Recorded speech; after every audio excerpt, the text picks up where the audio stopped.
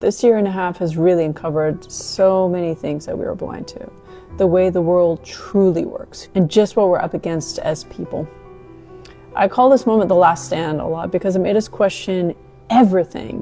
What kind of world is this? What kind of world do we live in? What kind of world do we deserve to live in? This past year and a half had us questioning, why is the US funding a televised genocide? Why are the Arab governments doing nothing? How is the US controlling them?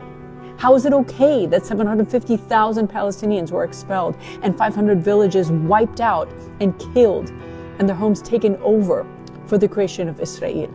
How is that okay that that is how Israel was created? Why was Israel created?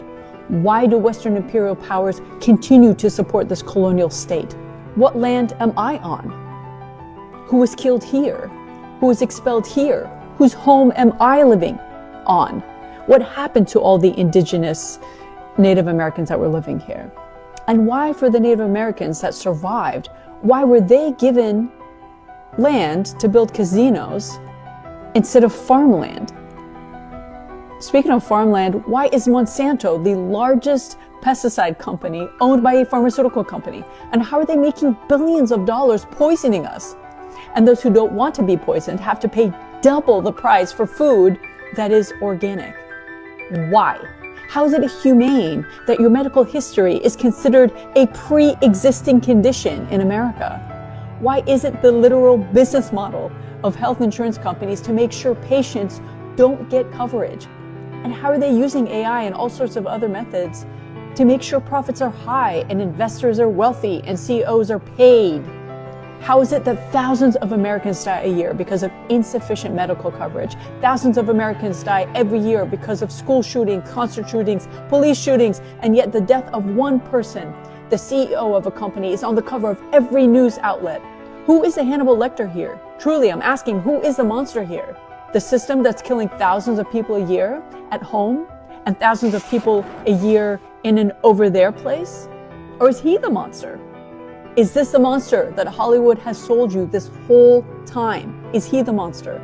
We've seen the monster. We've seen the one behind the lifted hands to stop a ceasefire of a televised genocide.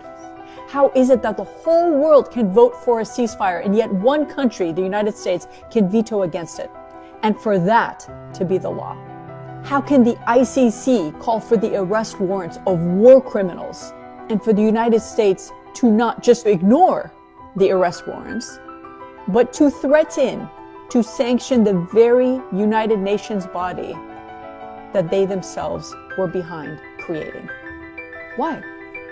Why do the rest of the countries not matter?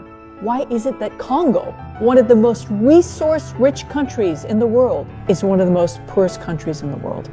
And why are the hands of those who are mining for the materials made to power the phone that I'm recording on and the phone that you're watching on, the hands of children who will never see an iPhone? How did it become this way? What have we done? What are we doing? I refuse to believe that this is the world that we want. And I believe most people who are awake to what's happening do not want this and that they want change. So in this coming new year, we may not have all the answers, but it all starts with asking questions and with living your life in good conscience and knowing that how you treat your family, how you treat your neighbors, how you treat your friends, where you spend your money, how you raise your voice, where you spend your energy, and knowing that we may not be able to change everything now, but you are doing everything you can to make this world a world that is awake, a world that is humane, and a world that is better for us all. Happy New Year, كل سنة وأنتم سالمين يا رب, and inshallah next year, a free Palestine and a free world for us all.